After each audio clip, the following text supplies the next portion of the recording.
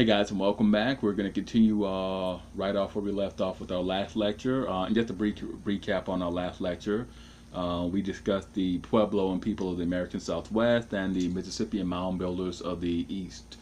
And those two civilizations would really represent the apogee of pre-contact state building in the Americas.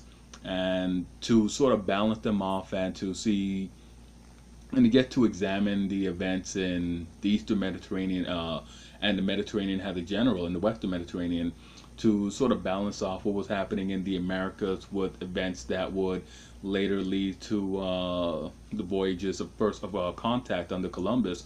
I want to examine the key events that sort of altered the political, social, and economic landscape that made Columbus's voyages of vital necessity to the Europeans. And to do that, we must first go back to the 600s. And we'll pick things up in 630 when the Arabs burst forth from the Arabian deserts and embarked on some of the world's most stunning conquests. In a matter of 20 years, they had toppled the Sassanid Persian Empire and were overrunning the southwest provinces of the Eastern Roman Empire. They established an empire that was one of the most extensive and powerful for their era, and really in all of history. And all of this was possible due to the unification of the people under the religious doctrine and teachings of their prophet Muhammad. And that, of course, would be Islam. And Islam itself simply means submission in the Arabic language. But the religious doctrine and teachings of Islam unified the people, and most importantly, it forbade warfare between different Islamic groups. Different groups within Islam. Once you were a Muslim, you couldn't, it was against the teachings to have any sort of war or martial contact with other Muslims. So for people who had traditionally been used to battling and skirmishing with each other, they now banded together and found external conquest to be an appropriate release for all that pent-up energy, all that pent-up action, that pent-up need for action. And these conquests that they embarked upon altered ancient trade patterns, and these patterns go back all the way to early human civilization. You talk about the trade routes of Mesopotamia between the Sumerian and Akkadian states, Babylon, the Hittites, the Greeks, the Romans, Macedonians, Persians, everybody. They altered the trade routes and trade patterns that all the previous people established. And as a result, they found themselves in control of the middle leg of the ancient Silk Road. The very profitable, I should say, middle leg of the ancient Silk Road. And they grew wealthy. And they altered their society and customs accordingly to govern their new realm. They ordered their society using the pre-existing models that the ancient Mesopotamians, the Greeks, the Romans, the Egyptians, and the Persians left them.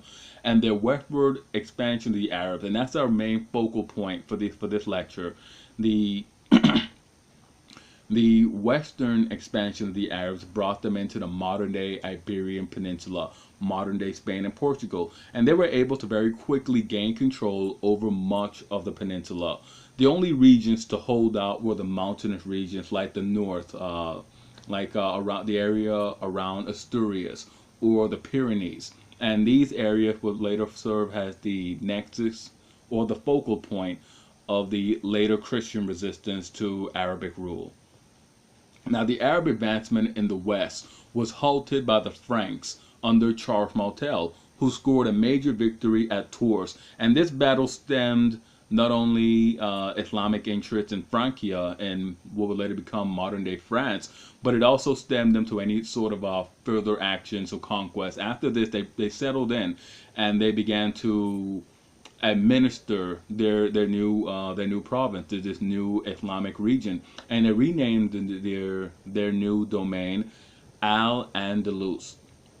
Okay, and one of the consequences of Islamic rule was the jizya, the introduction of the jizya on local Jewish and Christian populations.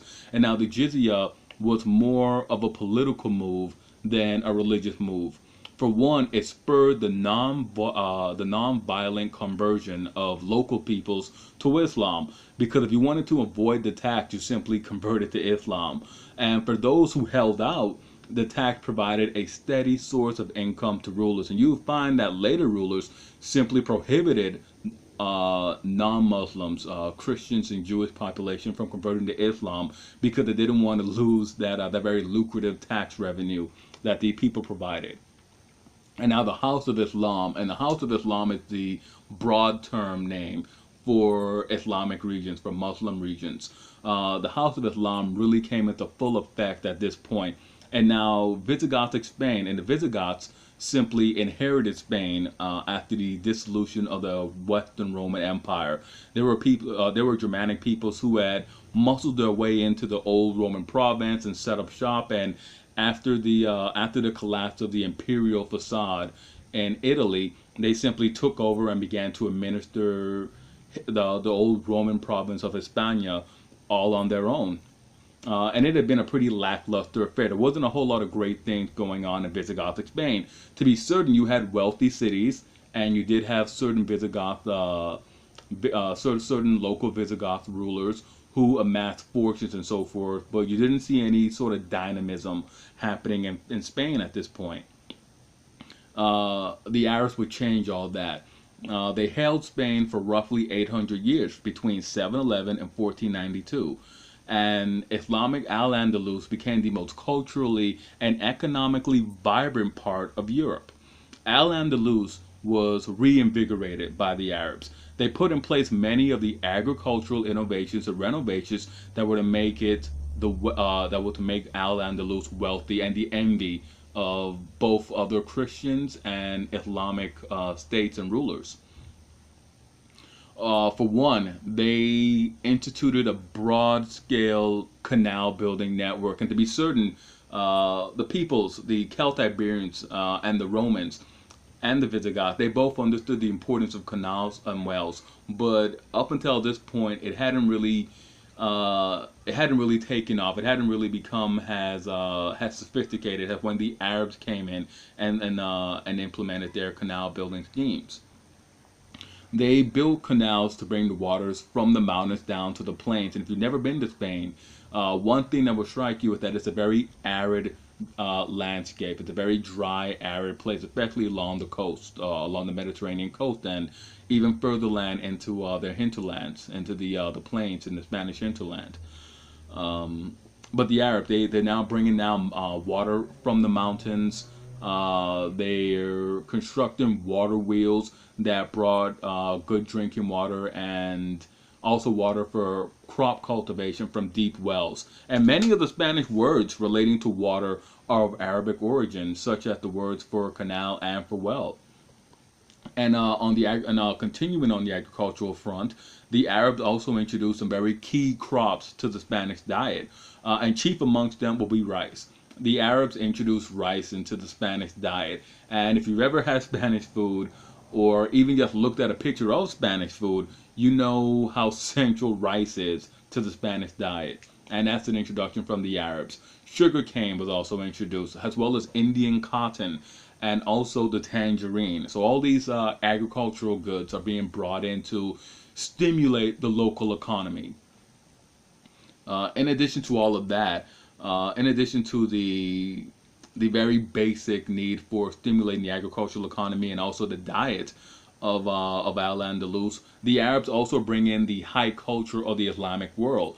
Al-Andalus, between the late 9th century and the early 10th century, the local rulers began to invite scholars from around the Islamic world to come in and settle at state expense to further enhance the intellectual reputation of the land. And the scholars, the later generation of scholars, would earn a much-deserved reputation for proficiency in mathematics, astronomy, and science. Many important texts and manuscripts from antiquity, that is, texts of Mesopotamian, i.e. Babylonian, Assyrian, Sumerian origin, as well as Egyptian, Greek, Macedonian, Roman, and Persian origin, were brought in and copied in Spain. And these local rulers founded libraries not just for themselves, but libraries for local towns and cities. And the local rulers themselves began to amass personal libraries that dwarfed the libraries of their contemporary Christian rulers in Europe. Uh, now speaking of Christians, the Christians and the Jews in Al-Andalus, while benefiting from the overall expansion of agricultural and intellectual life in Al-Andalus, were nonetheless second-class citizens. You find that they were giving a fair amount of autonomy. For example, they were allowed to use Visigothic laws and appoint their own Christian judges to handle their own disputes. They were even permitted access to the lower tier levels of government posts. But the jizya was imposed. They did have to pay a tax to practice their religion. And as far as practicing their religion, they were allowed to be Christian. They were allowed to practice their religion, but they weren't allowed to have uh, any outward Christian actions. For example, you weren't allowed to walk down the street and say, "Oh, I love Christ, I love Jesus, I love it all." That's too much of an outward expression. You also weren't allowed to ring the bells. And just for a little bit on the whole bell ringing thing with these old Christian churches and cathedrals, in the event of a death, in the event of a marriage or a birth, they'd ring the bells. When it was time to go to mass, they would ring the bell. It was very central in the old church, in this old cathedral order, for people to simply ring the bells and to hear the bells tolling. That was too much of an expression for the Arabs. You may say that you're simply celebrating, Ferdinand and Maria's wedding, but really you may be saying that, okay, we got supplies over here. We need the men from over there. We're going to drive them out. It was too much of a risk. It was too much of a security risk, and then too much of an outward display of a still not outlawed, but not really state-sponsored religion. There was also a very open ban on proselytizing. And proselytizing simply means the conversion of non-Christians to Christianity. So you couldn't walk down the street and ask a practicing Muslim if they've heard the good news today. That was too much. You could not convert new Christians. There was also a physical restriction. You had the emergence of ghettos. And these would be specifically designed quarters for Christians in major cities. So let's say you were coming from a rural area where Christians were allowed their own little local autonomy. You went into the big city, let's say of Cordoba. When you got into Cordoba, you couldn't go and stay anywhere in Cordoba. You had to go to the Christian quarter of Cordoba, the Christian ghetto in Cordoba. So that was those are some of the restrictions, some of the second-class restrictions that the Christians and Jews had to live with in Al-Andalus. But as I stated earlier, the Arabs, they weren't able to really take all of the Iberian Peninsula, the mountainous terrains that favored the defenders. The Arabs really weren't used to this type of terrain, so they didn't really score any major victories there. As a matter of fact, there are a number of accounts of Arabic armies simply being annihilated when they attempted to go in and storm these mountain fortresses, or even just launch campaigns in these mountainous regions. Those areas became the bastions, the focal point for Christian resistance. The Kingdom of Asturias, in particular, would serve as the early challenge to Islamic rule, the early Christian alternative to Islamic rule. And that leads us to the Reconquista and the opportunities that the Reconquista opened up for the Christians. So with the collapse of Visigothic Spain, Islam marched in, and Al-Andalus flourished under the Muslim rulers. But gradually, the Christian reconquest, or as it said in Spanish, the Reconquista of Spain, began, and it was a rather complex endeavor. The push-out was originated in those northern mountainous kingdoms, namely Leon, Castile, and Aragon. They become the main leaders later on in the greater push-out. And these regions were the poorer provinces of the Visigothic Spain. One, the Arabs couldn't conquer them because they had a sort of a terrain barrier. They were really unknowledgeable about the exercise of military activities in these terrains, and because they were the poorer regions, they simply weren't worth it. It didn't really make sense to them to waste a lot of manpower conquering poor lands. The Christian pushout itself really wasn't going that well. They were able to make border raids, but they really weren't able to marshal a lot of resources for their pushout. But the local resistance did continue to Al-Andalus, and they were giving a special gift, a special boon when Pope Urban II issued a call to arms in Western Christendom in response to the request from Alexios I, the Emperor of the Eastern Roman Empire, centered on Constantinople, to stem the Muslim tide in Asia Minor, modern-day Turkey. Pope Urban II called on Christians to aid Emperor Alexios I and recapture the Holy Land for Christianity. Now, this pope and subsequent popes, they would also launch calls into Spain and along the eastern shores of the Baltic Sea. And now in Spain, this call to arms absolved the Spanish kings, the nobles, the knights, the peasants, all Spanish Christians from going east, since their wars against the forces of Islam were just as important.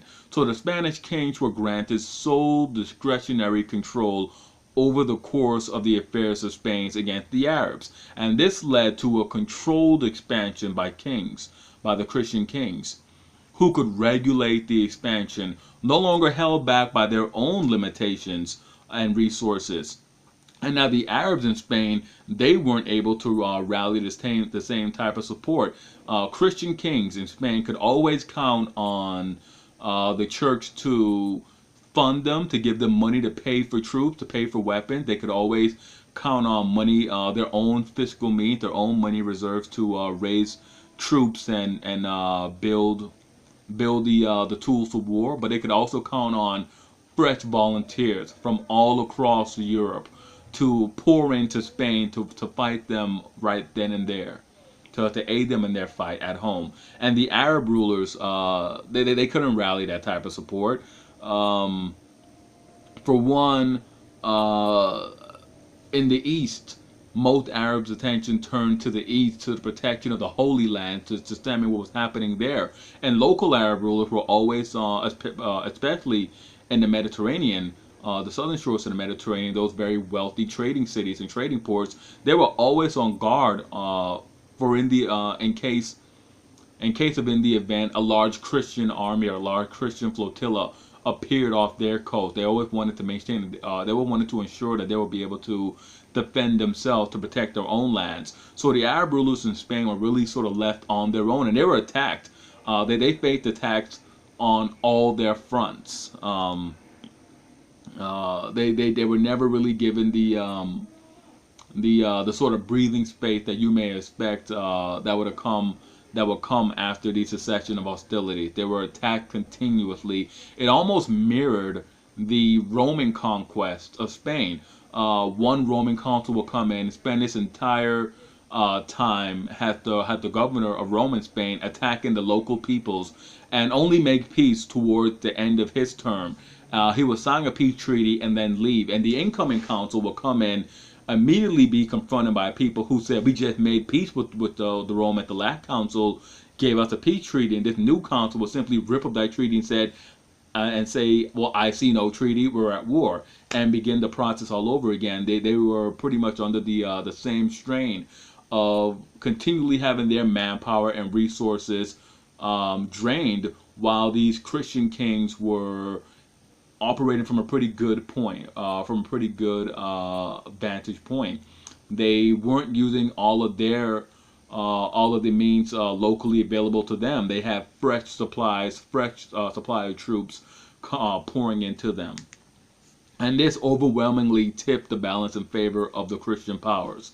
And Al-Andalus was also weakened by the sporadic Christian control of the Holy Lands. Remember, Pope Urban II's call was not just for Islamic Spain or the Balkans.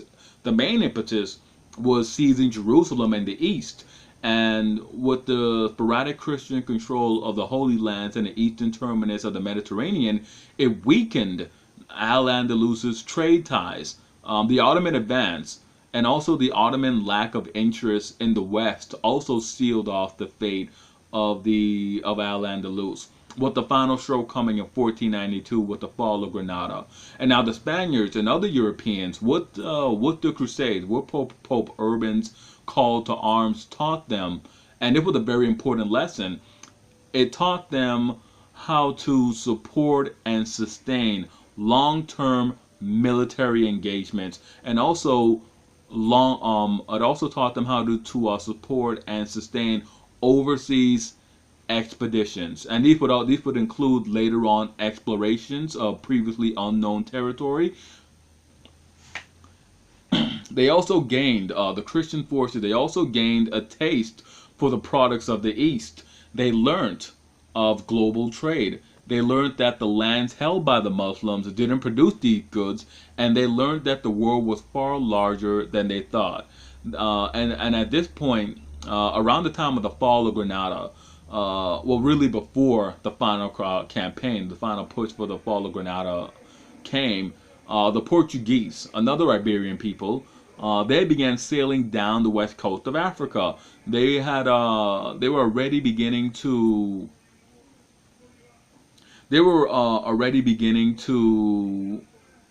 develop deep water or open water, blue water sailing techniques. And the reason that they were beginning this was that the overall victors, the overall winners of the Crusades were not the Arabs, and they were not the Christian forces of Western Christendom. They were the Turks. The Turks came in, swept over the Arab and the Christian forces, and established themselves along the Eastern Mediterranean. They also eventually took Constantinople, and the Turks, the Arabs were more than willing to trade with whoever, as long as they were willing to pay the price. The Arabs, following Muhammad's teachings of being a merchant and a trader, they really prized strong economic traditions and foundations. They really prized being traders. Even now, in Arabic and Islamic societies, being a merchant is still a very good thing because Muhammad was a merchant. Now the Turks, on the other hand, they didn't care. They wanted to extract as much as they could from other people, and they had no problem shutting down ports to Christians of any persuasion, whether they were Italian traders, royal people sent on missions from sitting kings or whoever. They didn't care. They would ice them out. And this sort of spurred the European interest in finding an alternative trade route to the east to simply bypass the Muslims altogether. Okay, now the Christians, they wanted the product, they wanted all these goods, and local merchants began to theorize about sailing west to find the east and to obtain those eastern goods, bypassing the Turks and other Muslims altogether. And this led to the and these actions would lead to the reductions of their international and global stature, since most of the land routes were controlled by Arabs, Turks, and other various Muslim groups. And now, of all the European powers at this time, the monarchs in Iberia, the kings, I guess you can call it the double or triple monarchy of Leon, Castile, and Aragon, they were in the best position to take advantage of this, along with the Portuguese. For one, the Holy Roman Emperor could not mobilize his own resources, let alone that of Germany. The British kings were hard pressed. The kings of England had recently begun the process of healing the rifts and divisions sowed by the War of the Roses, a sort of endemic and pandemic internecine series of wars fought between rival branches of the same royal dynasty, the Plantagenets, the House of York and the House of Lancaster. They fought each other to exhaustion, and eventually they simply fought each other to death, because neither branch of the family ended up with the throne after the wars were completed. A completely new and relatively unrelated house. The House of Tudor, most people will simply lump them in with the Lancastrians, but they didn't really hold any Lancastrian blood. Their link to the Lancastrians rested on the fact that a former Lancastrian queen, married a lowly knight, and this lowly knight held ancestry from a female line bastard of one of the Plantagenet kings, Edward III. They held illegitimate female line bastard ancestry to him by one of his younger sons, to Edward III by one of his younger sons. So they had a very loose grip, either way you shake it. But nonetheless, they were able to capitalize on the situation and inherit the English crown. And for their Scottish counterparts, the Stuart kings, simply didn't have the resources to launch any sort of expedition of any magnitude. The French kings, they were more involved in the affairs of Italy, and at this point, Italy was composed of competing city-states and also the very powerful papal state. But they were more focused on Italian events and manipulating Italy for their own personal gain. And the Italians, for that matter, they were preoccupied guarding themselves against French intentions. Now, in Iberia, in Spain, however, the recently victorious kingdoms of Castile and Leon, in Castile, Leon, and Aragon, they delivered the death blow to Islamic rule in Spain. They captured Granada in 1492. They were in a position to do so. And then while they were facing the daunting task of demobilizing the bulk of their armies and unifying a peninsula that had been divided for 750 years along religious, cultural, and ethnic lines, in addition to paying back all their creditors, or maybe because of all of these factors, they saw foreign trade had the way to solve these problems. Foreign trade had the way to unify the country, pay back their creditors, and maybe even just keep some of those armed forces in commission.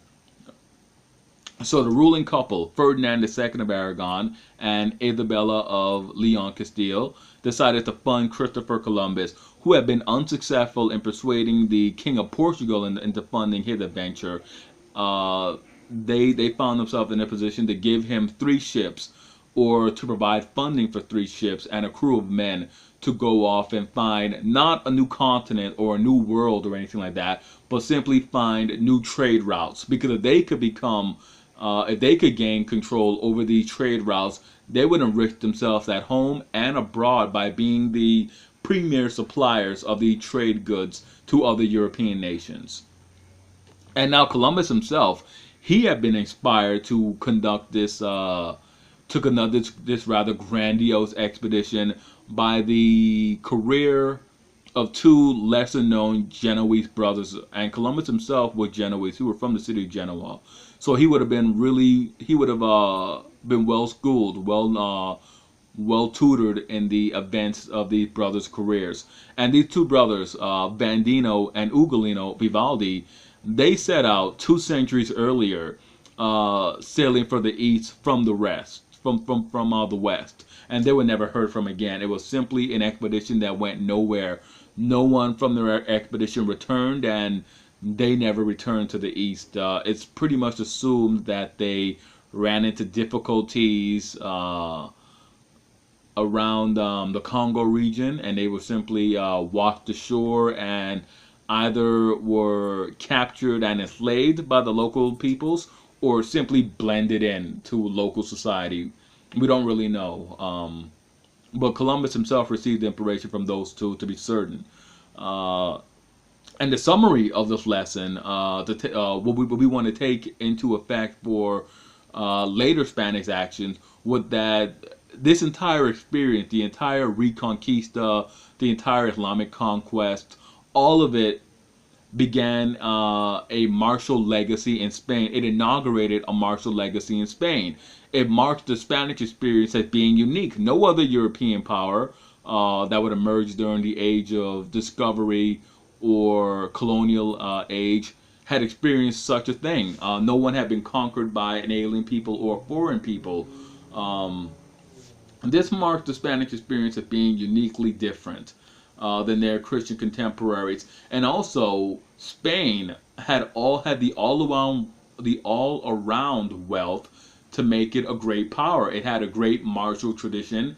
In Spain, in the Iberian Peninsula, there was a burgeoning naval tradition. They had the cultural and intellectual capacity to go off and do great things. And once again, just to really hammer it down, in Spain, we see the military elite